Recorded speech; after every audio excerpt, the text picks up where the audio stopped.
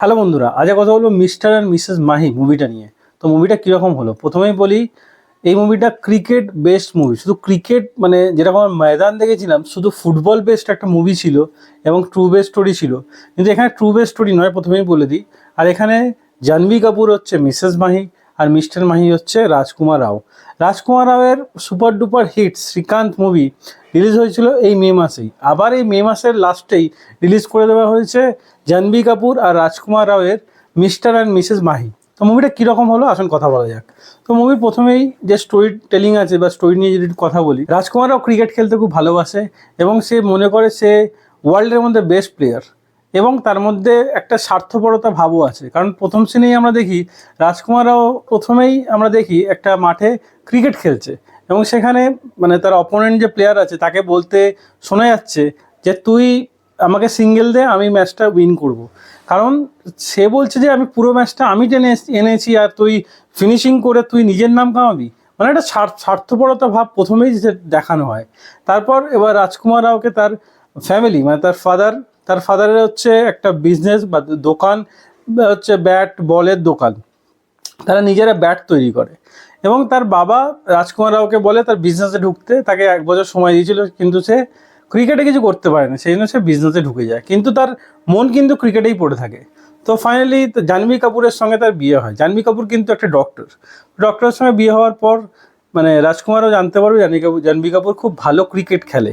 তো তাকে as a coach হিসাবে খুব সুন্দরভাবে ট্রেন করবে। এই যে ট্রেন করছে, এই এত সুন্দরভাবে ট্রেনিংটা খুব ডিপলি দেখানো হয়েছে। স্কোয়ার কাট বা স্কোয়ার ড্রাইভ যেগুলো দেখানো হয়, বা একটা মানে ঘিরে দেওয়া হয়েছে একটা মানে লেন্থের মধ্যে, জাস্ট পিচের মধ্যে দাঁড়িয়ে ব্যাটকে একটা স্কোয়ার ড্রাইভ মারা, খুব সুন্দরভাবে ট্রেন করলো জাহ্নবী কাপুরকে এবং সেখান থেকে তাকে একদম ইন্ডিয়া টিম পর্যন্ত তাকে পৌঁছে দিল। কিন্তু তার নিজের, সে যেহেতু প্রথমেই স্বার্থপর দেখানো হয়েছিল, তো এর মধ্যে ফার্স্ট হাফ খুবই এঙ্গেজিং, কিন্তু ফার্স্ট হাফের পর এই জায়গাটা মানে মানে জাহ্নবী কাপুর যখন বড় হচ্ছে, কিন্তু তার যে অ্যাজ এ কোচ হিসেবে তার নাম কিছু কোথাও আসছে না, রাজকুমার রাওয়ের নাম কোথাও আসছে না, সেজন্য তার মধ্যে একটা ইগোনেস কাজ করছে। তো সেই ইগোনেস নিয়ে সে মানে কতটা দূর যেতে পারে সেটা এই মুভিতে আপনি দেখবেন। মুভিটা মাস্ট ওয়াচ মুভি, খুবই সুন্দর একটা মুভি।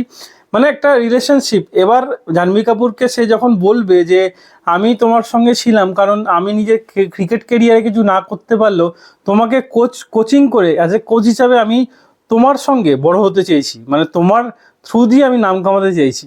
তখন জাহ্নবী কাপুর খুব হার্ট হবে, কারণ জাহ্নবী কাপুর ট্রুলি তাকে বিশ্বাস করেছিল এবং সে ভেবেছিল সে নিঃস্বার্থভাবে আমার জন্য করছে।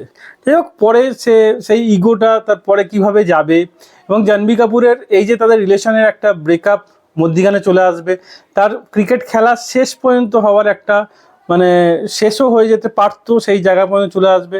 সেখানে রাজকুমার রাও গিয়ে জাহ্নবী কাপুরকে কীভাবে বোঝাবে, জাহ্নবী কাপুর কীভাবে ইন্ডিয়ান ক্রিকেট টিমে কীভাবে আসবে, খুব সুন্দরভাবে আমাদের সামনে প্রেজেন্ট করা হয়। এখানে যেহেতু আমাদের ক্রিকেট, আমরা সবাই ম্যাক্সিমাম ছেলেরা ক্রিকেট খেলতে ভালোবাসি। যখন ক্রিকেট প্লেয়ার আমরা হতে চেয়েছিলাম, বাড়ির লোক কোনো কারণে হতে দেয়নি। কখনো বলেছে গভর্নমেন্ট জব করে নে, কখনো বলেছে বিজনেস করে নে। সেই ব্যাপারটা খুব সুন্দরভাবে তুলে ধরেছে আমাদের সামনে। আমি এই মুভিকে দিলাম 3.5 আউট অফ 5 স্টার।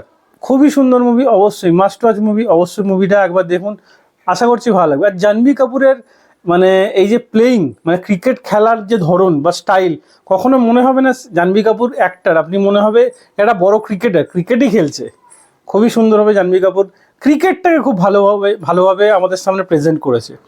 রাজকুমার রাওয়ের তো কথা যত কম বলে তত ভালো, মানে এত ভালো অ্যাক্টার নিয়ে তো কোনো কথাই বলাই নয়। শ্রীকান্তে আমরা দেখেছিলাম, এখানে রাজকুমার রাওকে আমরা দেখবো। তো যাই হোক, আজ এই ভিডিও এতটাই। ভিডিও ভালো লাগলে একটা লাইক অবশ্যই দেবেন। এরকম আরও ভিডিও পেতে চ্যানেলটা সাবস্ক্রাইব করে পাশে থাকা বেল আইকনটা অবশ্যই বাজিয়ে দেবেন। দেখা হচ্ছে পরের ভিডিওতে। ততক্ষণ যেন ভালো থাকুন, সুস্থ থাকুন। ভিডিও দেখার জন্য ধন্যবাদ। বাই।